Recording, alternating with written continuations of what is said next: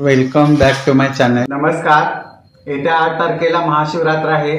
तर महाशिवरात्रीच्या तुम्हा सर्वांना हार्दिक शुभेच्छा. तर भोलेनाथाची कृपादृष्टी तुम्हा सर्वांवर राहू दे.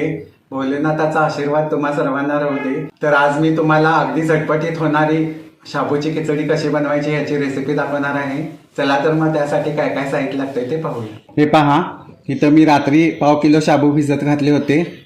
ते शाबू भिजवून घेतलेले आहेत. इथं 200 ग्रॅम शेंगदाण्याचा कूट घेतला आहे.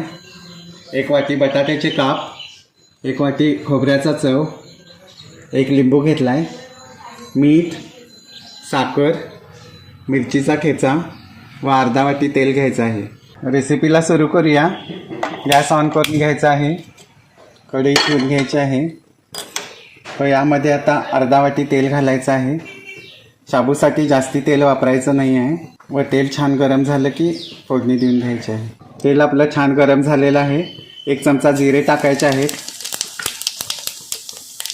व कट करून घेतलेला बटाटा घालायचा आहे 1 वाटी. व छान बटाटा असं 2 मिनटं परतून घ्यायचं आहे. इथं 2 मिनटं आपले आता झालेले आहेत. हे पहा, मस्त छान असा हा बटाटा फ्राय झालेला आहे. आता यामध्ये आपल्या आवडीनुसार मिरची क्रश घालायचा आहे. मी पाव किलोसाठी 1 चमचा मिरची क्रश घालणार आहे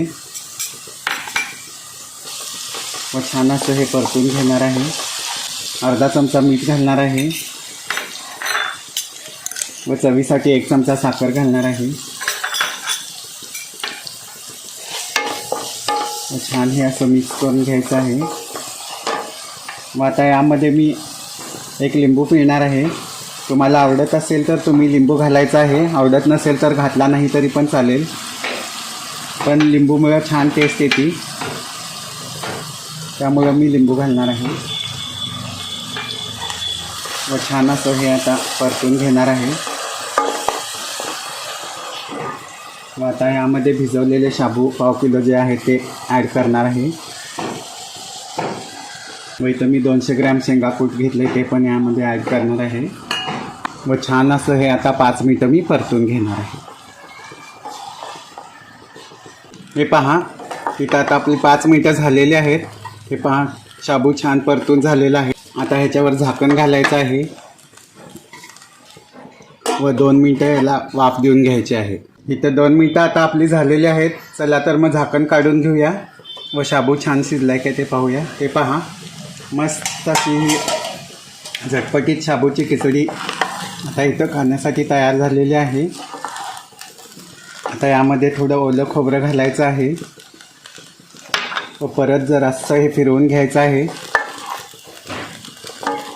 व आता गॅस बंद करून सर्विंग बाउलमध्ये हे काढून घ्यायचं आहे.